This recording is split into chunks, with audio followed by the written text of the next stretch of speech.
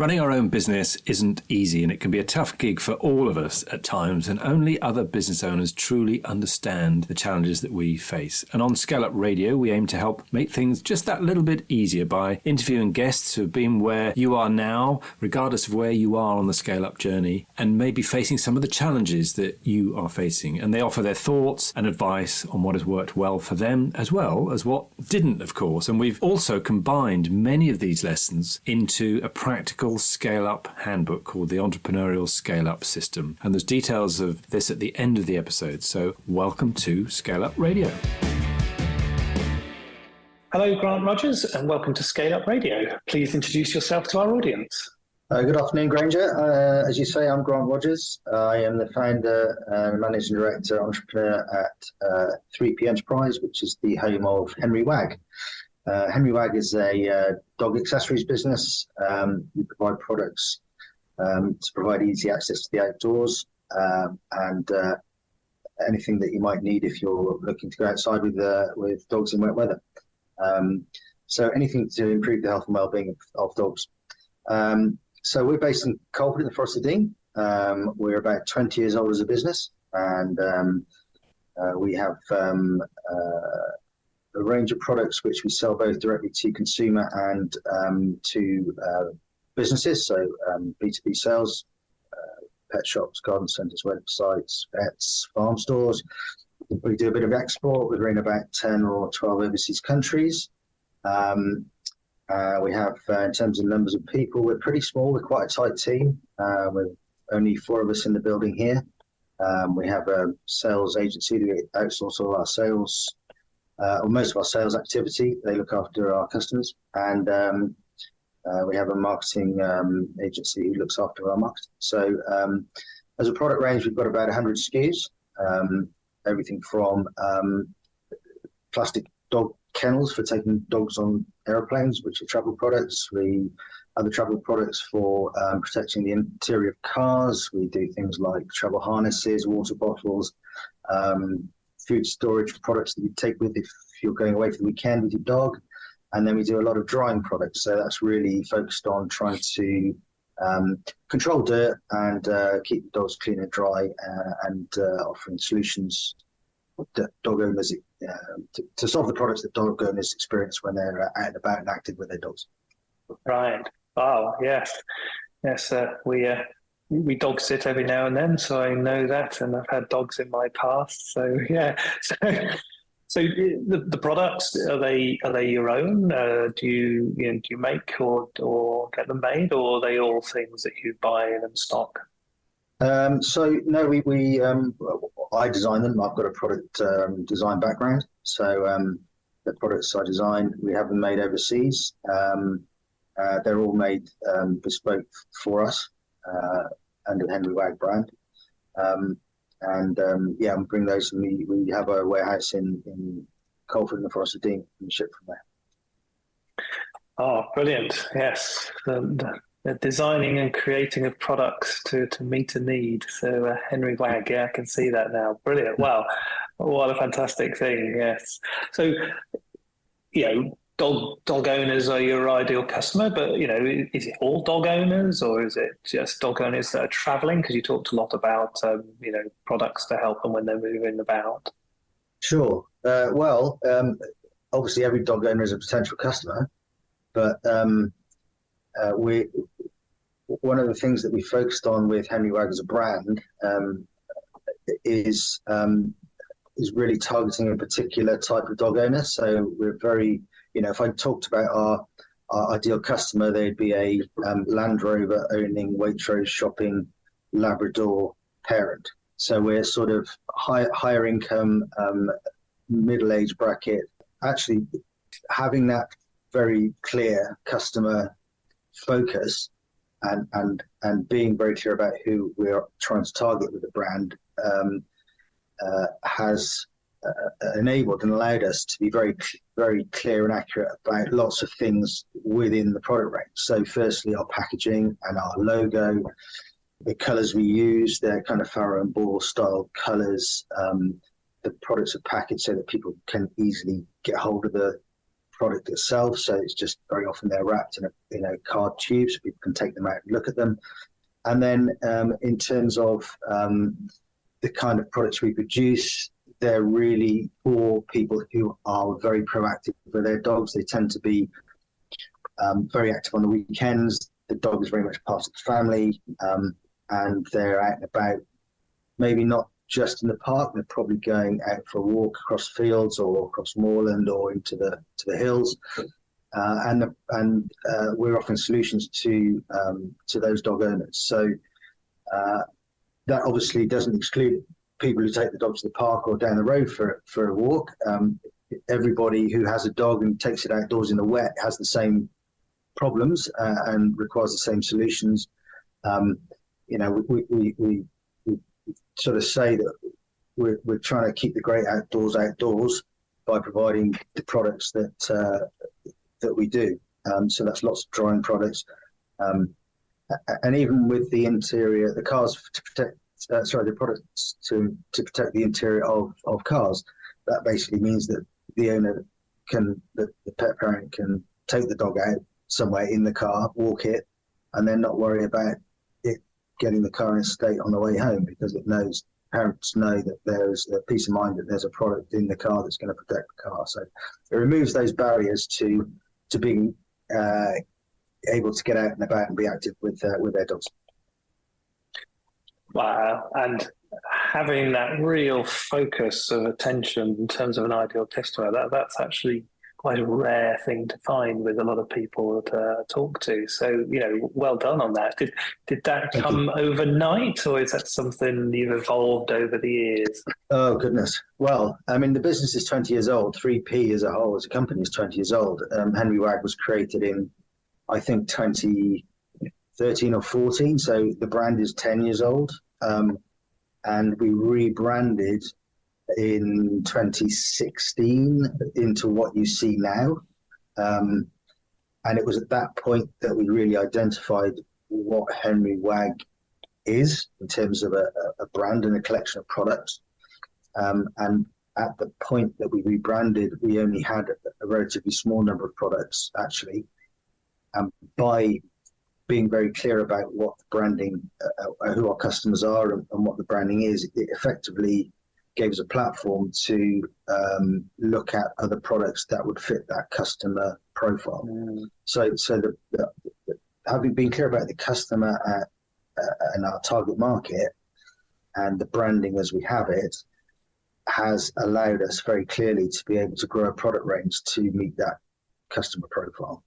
So that's absolutely fundamental, actually, to the brand and the way the brand is, because it as I mentioned, it dictates some packaging, it dictates the product range, it dictates the price point that your customer is prepared to pay. It means you can look at what the competition within that market are doing and react to what they're doing. So it's really getting the branding and the customer, your target customer, very clear in your mind is absolutely fundamental. And I would say to anybody, that is absolutely the first thing. If you've got a product in mind, you need to understand who is going to buy it, who is going to walk into a shop and hand over their money for your product. And the branding thing is not just it's somebody with a Labrador. You need to almost be able to imagine that person, what they look like, where they shop, what they drive, where they go on holiday, what sort of TV shows they watch. It's really, really tight. And if you can do that and you can create a product for that person, then it's going to give you a much better confidence that you've got it right, and also it's going to give you much better profile and constraints on what you can do with that product and the brand thereafter. Wow, you've just given us a masterclass there, Grant. Thank you so much for that. That's so true. You wouldn't believe the number of clients and people I talk to. We talk about ideal customer, and they go, "Oh, it's this range and this thing." But how do you market? When you've just narrowed it down so well? You've not just built products for those. You've built products that then actually other dog owners can happily use, but actually you've been able to really define it to make it successful for that one focused area that makes that very successful. So, yeah. There's a little spin-off to that as well. Obviously, we're focused primarily on people who are outdoor and active in the country, and that's what all our marketing says. All our photographs of dogs out in the hills and in moorland and all the rest of it, and to appeal to people who are rural, have a rural lifestyle. But we also have quite a big group of customers which we call urban aspirants. So they're people who live in a city because that's where their job is based, and perhaps the kids are at school there or whatever, but they aspire to live in the country. So they might still have a Labrador and a Land Rover, but they go to the country on the weekend. So it doesn't just appeal to the target customer base that we've highlighted within our marketing material and with our brand. There's a spin-off to that. So absolutely, it appeals to hopefully everybody, and it becomes aspirational, which is what you want, because then people want to buy it because it tells everybody else something about them. Yes. Yeah. Wow. Brilliant. And also, it's just aspirational. Then here's a product that really works. Because it is for those people that are doing the, outdoors all the time. If it works for them, it's going to work for us. And once we go out and do that sort of thing. Brilliant. So, what makes you different? What do you strive to be best at then in terms of doing that, even within your tight market definition? It is difficult. It's quite a congested market. It is fast moving. The pet market is quite low barrier to entry, so it means we've got lots of competition all the time. I think we're very, very focused on customer service. We're very focused on providing the service that the retail customer wants, so shops and stores, for example. So we have very quick turnaround in terms of orders. We're very focused on making sure that we have stock levels at all times, because ultimately retailers don't want empty space on shelves. With relatively low minimum order quantity, so we want people to be able to reorder when they need it. And in terms of product, the quality of the product is higher than a lot of our competition. The price is slightly higher as well, but I think people get that in most cases. So there's a few other things we do as well, which appeals to retailers. So we tend to try and tailor our offer to the retailer requirement. So if a retailer has a certain amount of space in their store, we will put together a planogram for their point of sale area and support them to be able to put that in place. So there's a whole sort of level of service there, which we offer, which makes it an easy buying decision for the retailer. Yeah, so that's that service level, being able to do that. I can see that. So in terms of, you talk about high quality, therefore you can charge a higher price. I mean, what do you define as higher quality then? It's to do with the materials we use and the quality of the finish, actually.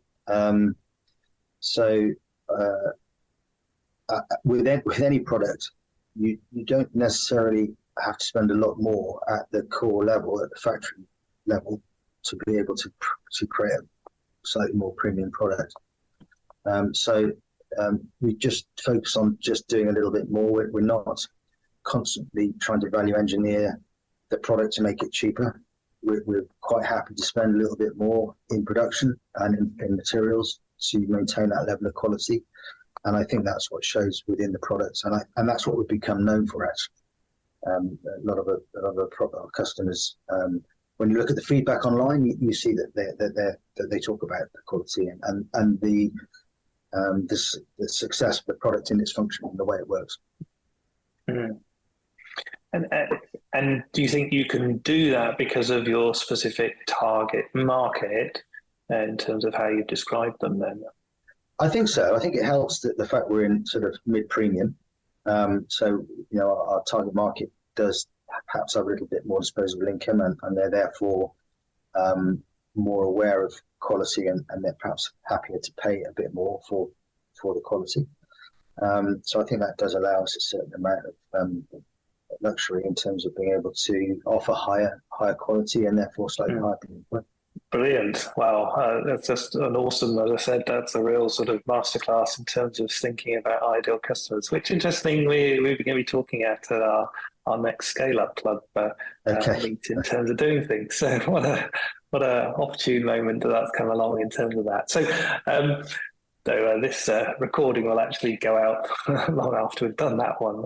But okay, so we understand your product and your service. We can see here the passion for your ideal customer and how you've built that. Yeah, you said you pivoted about 10 years ago or made that rebranding that took place. Take us back, 20 years ago, to maybe up to that first 10 years. What was the reason for starting? What was the business journey like? What can you share with us? So the business has evolved a lot. I mean, I started the business having been in the corporate world. I suppose I was an engineer in the automotive industry. I was doing quite a lot of travel. Sounds like you might have some experience there. Oh, yes, I've done exactly very similar. So I was doing quite a lot of travel to Europe, which sounds very glamorous, but the novelty wears off pretty quickly. 4 o'clock starts and 10 o'clock homes. Yes, going into the big BMW places and seeing all the engineers there, yeah. Absolutely, yeah. Spent a lot of time in Ford in Cologne. Basically, it sort of coincided with a move. I was living in London at the time, move out of London back to Monmouthshire, where I'm from, just was looking to do something that was just completely different. I'd always wanted to start my own business and wasn't really sure entirely what to do. So this was 2002, quite early stages of the internet, I guess. And I started building dog kennels in the garage. I got a bit of furniture experience, I suppose, from my school and degree, and started building dog kennels and selling them online. Built a website, and then started looking for other products to sell, which meant sourcing kennels from people that were importing them from the US. Very quickly stopped making kennels because I realized that probably wasn't going to make me a fortune, when at the time you could probably buy them cheaper from overseas. So pivoted a little bit then, started selling imported products online. We then picked up the import and distribution of those products because that importer of those products went out of business. So we moved into a B2B role at that point, or doing both, I suppose, B2C and B2B. But that's where we moved to B2B, and that was the kind of springboard from which we picked up 2 or 3 other brands, a German brand and another American brand, and so we're trying to sell to other businesses. Actually, a lot online initially, so there was a lot of drop shipping to start with when that was feasible, which I think financially it's very difficult to make that work now, it became very clear that if we were going to really create some value in the business, we needed to create our own brand and our own product range, and that's really why Henry Wag came about. So I guess the key milestones are picking up the distribution from the US guys, starting to bring our own products in out of China, white label products actually, but they were at the time, so that was sort of early 2010, 11, something like that, and then Henry Wag in 2013. So. And what was the sort of trigger, do you think, that triggered Henry Wag in terms of its conception and then real level of thinking you've added to it? I suppose the trigger actually was that we were selling a product out from the US company that we were very well with. It was a bed product, elevated bed, and they stopped manufacturing it, and we had real demand for it. So I went and created it under ourselves, and thought, well, we've got to put it under our own brand, and that's where Henry Wag came from.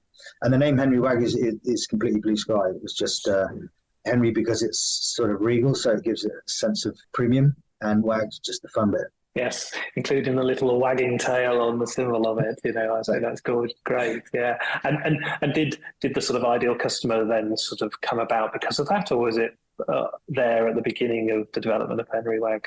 No, I don't think so. I think the ideal customer really became clear. We'd added a few other products into the brand by the time we got to 2016. At the point we rebranded, and when we presented the range of products, I'll call it, because I don't think it was a brand at the time, it was a range of products, to a branding consultant. She sort of said, well, I can see what you're doing, and I can see why you have products in the range that you have, but they don't appear. It doesn't appear as a brand. You don't have a message. There's no nothing that ties those products together, and that's really where the rebranding exercise started, I think, and that's when we identified. We were already doing it. We just hadn't identified that that's what our customer base was. So we really just did a little bit of work on trying to understand who was buying the products and why they were buying them. And then basically it allowed us to play that back in terms of the brand identity. And with a lot of product retail type companies, you need stock on the shelf. Have you already talked about it? So have you grown through needing investment, or have you bootstrapped it all the way through? How have you grown to now? Well, cash flow is always difficult when you have a stock business. Yeah. And it's made particularly difficult because a lot of our products are out of the Far East or India. We've got some products coming out of India now, but even so, either way, you're probably looking at 90 to 120 days from order to fulfillment in the warehouse. So we're planning a long way in advance.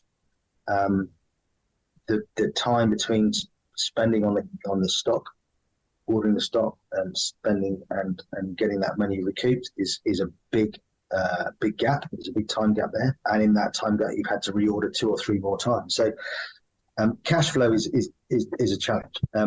We haven't sought outside investment. We've grown through debt finance and retained profit.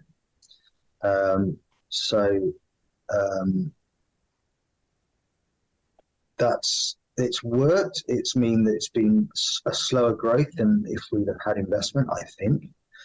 And I have looked at investment, but I've been doing this for a long time myself, and a few people I've spoken to have questioned whether how I would feel having somebody else coming into the business, and we have to share responsibility with them. I think if it was a silent partner, then that possibly could work, but I'm not. I wouldn't rule it out. And we've got still got quite ambitious growth plans, both in terms of product range and in terms of market. So I think we've got huge opportunities still. So somehow we're going to have to finance that. So it may be that we'll do things differently at the next stage. Who knows? No, well, exciting times, and cash flow is always really hard. But alongside cash, it's finding the right people. So you said you've got a small team of 4, but you've also got some very important outside providers for you in terms of sales and marketing. How have you gone about finding the right people for your organisation? That's probably the most challenging thing, actually. In truth, I probably made some mistakes in the past, but that's more my lack of expectation of what I can achieve with the right people, and probably poor planning, in truth, and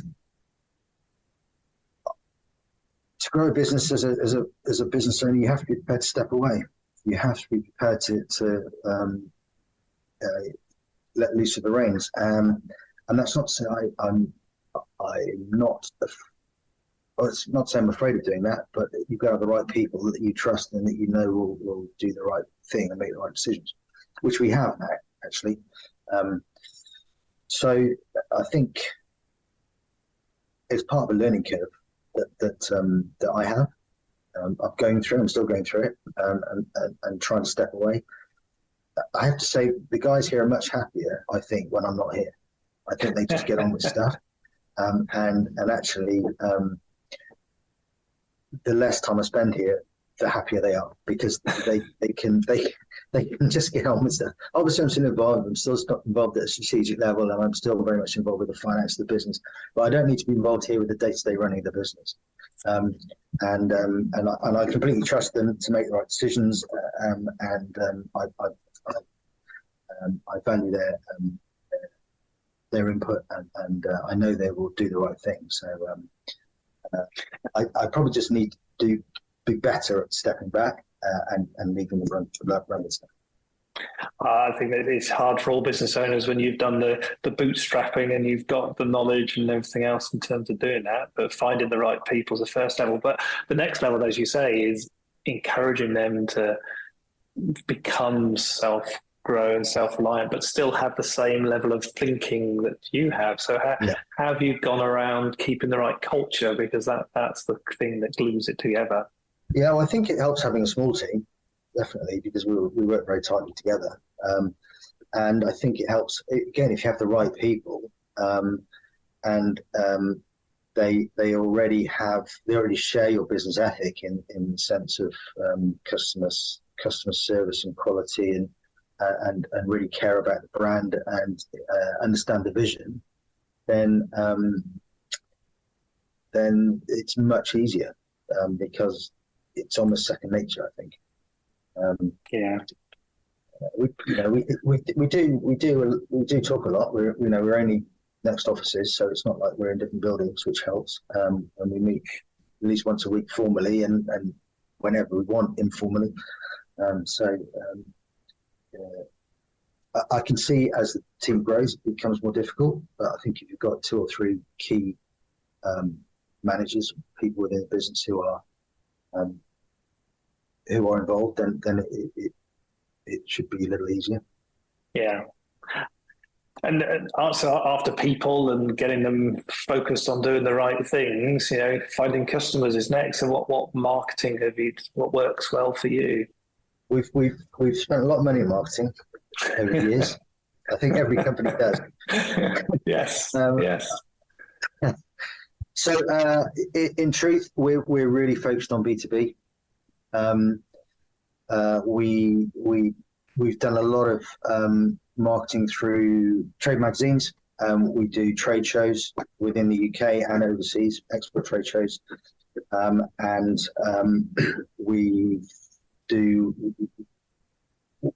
I suppose over the years we've accumulated a quite a big database of customers.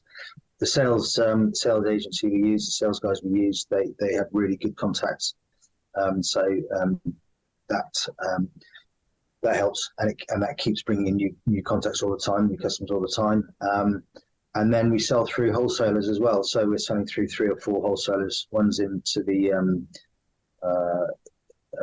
equine and country store market. There's 2 into the pet trade and 1 into the shooting and hunting market. So they obviously open our products up to a whole range of customers who are already buying from them anyway. So and probably allow them to buy smaller range of products without having to commit to a big range from us. So yeah, we spend a lot of marketing, and obviously now we do a lot of direct marketing as well. So we're doing mail shots, we're doing direct emails, that kind of digital stuff. And I guess even though you talked about your marketing is business to business, because they're the people that sort of actually buy the product and then sell it on to the consumer, you must build up some marketing collateral and capability in terms of business to consumer as well, because they want to then recognize it when they go to the shops and say, oh yes, I need one of those, or that would be really good. Yes, we do, absolutely we do. We don't spend much money on that. It's mostly done social media, done through Instagram, Facebook primarily. We do quite a lot of competitions, giveaways, and things to engage the audience and trying to get them to recognise Henry Wag, and ultimately go into stores and ask for it, which is really what we're after. So yes, we do have a B2C website, which is henrywagshop.com, and we recently relaunched that actually. So we're still working on trying to improve the figures on that, which is it still needs a bit of work, to be honest. Still working quite hard to get that to work. And we're obviously on channels, eBay, Amazon, Fair, Ag Store, various other channels. So direct to consumer is a part of our business, but it's a very small part at the moment. We could make a lot more of it, actually. So building a business, you've been building it 20 years, there's a good team, you've built a head of product, you've got a bit of an engineering background. I'm sure if we can have a long chat about that. Very similar automotive background, and I've done aerospace as well. But there's, what stops you? How do you manage overwhelm? There's so much to do. There's so many things to think about. What's your hints and tips on managing overwhelm?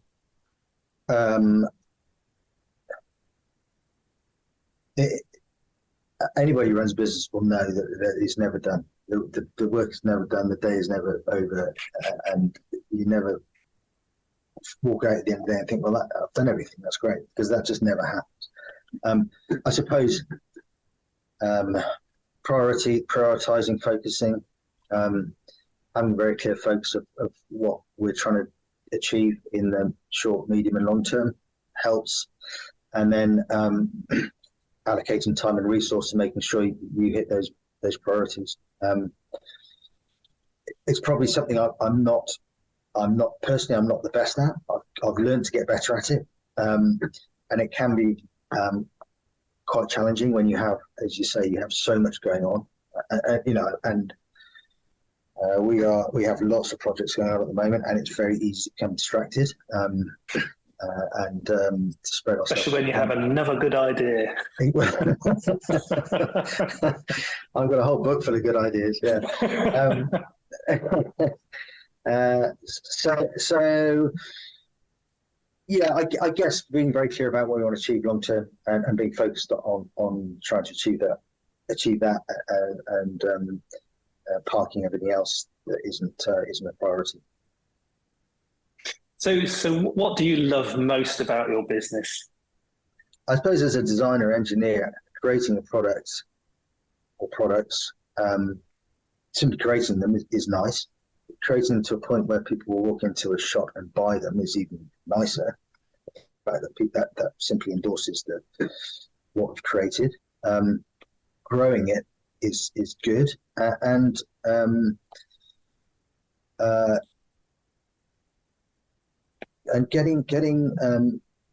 getting positive feedback from the market and from consumers. Hearing from people that they really love your product, that it really does the job, that it really helps them. That's probably the most enjoyable part of it. That's what gives me the satisfaction. I wouldn't say I'm not in it for the money, but that's not the thing that really drives me. Actually, the financial rewards don't drive me. It's the growth of the product. It's the growth of the business and the positive feedback that we get. It's the creativity, I think. It's the creativity. Yeah, I definitely see that in you in your thinking there. What don't you love? What frustrates you about business life then, being a business owner? Time, resource, money, not enough of the above.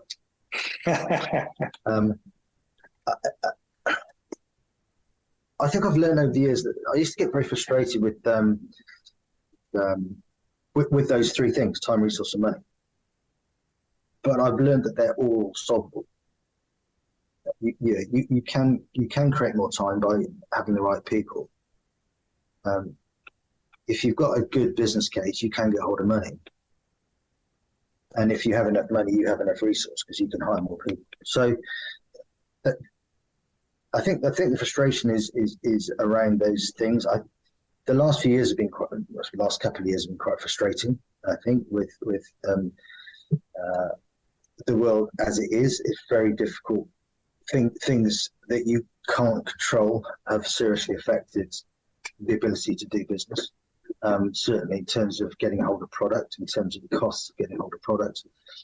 And at the moment, obviously, the market is quite suppressed. We're selling mid-premium products that is non-essential product into a market where people are feeling the pinch because of cost of living crisis. So that's frustrating for us as a business when you have goals and targets. We're not really hitting them at the moment. but I don't think it's because we're doing anything wrong. I think it's just the way the market is. Frustrating things. I think one thing that's come across to me as well in the last few years is how certainly bigger customers push more and more of the selling tasks down to the suppliers. So some of the big customers would expect us to pick the range for them, go into store and set it up, and fill out their marketing information and do all the donkey work, which wasn't the case 5 or more years ago. So I think there's a push from bigger retailers, and certainly online retailers, to get the supplier to do the work. So right, that's frustrating, but it's just the way of the world, unfortunately. That's frustration. Yes, yeah. It's another challenge in terms of time, resource, and money to try and get fixed in terms of doing things. Yeah. Yes. So let's look forward.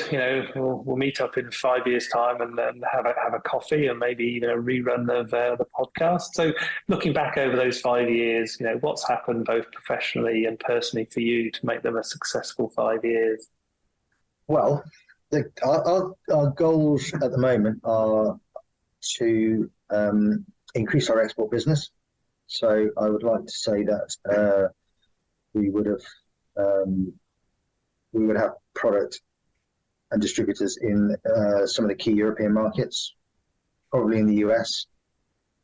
We've actually already launched in India, but hopefully that would have picked up and be being a success. We have a couple of ideas in terms of spin-offs from Henry Wag, and the Henry Wag brand as it stands. So I would expect those to have come to fruition. And in terms of the brand as a whole, we're looking at very much trying to create a more sustainable product range, changing materials, reviewing sourcing, shortening the miles.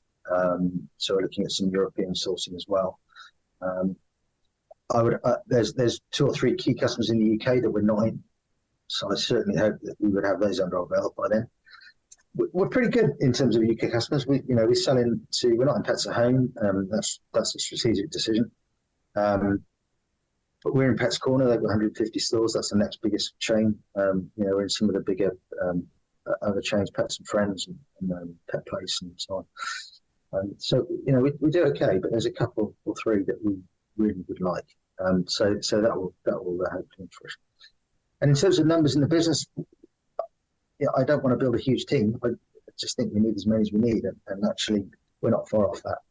Brilliant. Well, Grant, what a fantastic conversation the last 45 minutes. Starting a business 20 years ago, because you wanted to come out of the corporate world and as an engineer in the automotive, building products out of your garage, learning to buy and import and to export over time. Decisions come along, they come in front of you, and you grab them. You took over distribution, you built things. Then 10 years ago, that rebranding, that really rethinking about it, and out of it came Henry Wag and the real focus and the wonderful masterclass you gave us on thinking about your ideal customer and really understanding it and how that drives decisions in your product ranging and how you'll do things. And I think it's been absolutely fantastic, and then you've also talked about, building trust within your team, you getting out of the way, which actually as business owners, we all find hard to do in terms of doing that. And the real beautiful honesty you said in terms of, the things that frustrate you is time, resource and money. But actually all those things can be fixed if you put your head to it and really think about where you are at that moment. So Grant, it's been a fantastic conversation. Thank you so much for those wonderful insights. We always finish with a quick fire round, if I may. So first question, if you go back to your younger self or younger you, what advice would you give yourself? Don't be afraid. Start earlier. Just don't put it off. Excellent. Yes. Very good. Yeah, I was thinking that one myself. Which books would you recommend? Well, The 1 Minute Manager is a great book for anybody who's in management. It's a really simple, really good read. I read quite a lot of business books when I was in my 20s, and I was in the corporate world thinking that stuff was important. I'm not sure it is that important, so I wouldn't recommend any of those. Brilliant. No, that's excellent. Do you listen to any podcasts? Any you recommend? Yeah, I do. Diary of a CEO, I listen to. Stephen Bartlett. I listen to How He Built That, which is again about business creation, business growth. That's really good. And then for entertainment, I listen to quite a lot of the BBC real crime stuff. Brilliant. So my favourite question of all, who's had the most influence on you as a business leader? I suppose it's my dad. Dad was a farmer, so he was a business owner, obviously, and he had a various team of people working for him. So that's he's been a big influence. In terms of the corporate world, when I worked at Hasbro, the toy and games business, after I finished university, I worked for a guy called Richard Perks. He was very inspirational in terms of the way he approached problems and his attitude to life generally, actually, which is you can work hard and have fun. So that's I think something to carry forward for everybody. Brilliant. And finally, Grant, how can people get hold of you? Well, we're on all the usual channels. So Instagram, Henry Wag's on Instagram. We're on Facebook. We've got henrywag.com. We've got henrywagshop.com if you want to buy stuff directly from us. I'm on LinkedIn, Grantley Rogers, as is Henry Wag. And my email's pretty simple. It's grant@henrywag.com. Awesome. Grant Rogers, thank you so much for this fantastic conversation today. It's been brilliant. Thanks very much, Granger. It's been a pleasure. I hope you enjoyed that discussion, and if you're building and scaling your own business, you might well be interested in our book, The Entrepreneurial Scale-Up System. And it's exactly what it says on the tin. It's a practical handbook around scaling a business in a structured way. And you can order a copy on all your favorite online retailers, including an audio version, or you can find it and other supporting resources on our website, www.esusgroup.co.uk. That's esusgroup.co.uk, which is esusgroup.co.uk.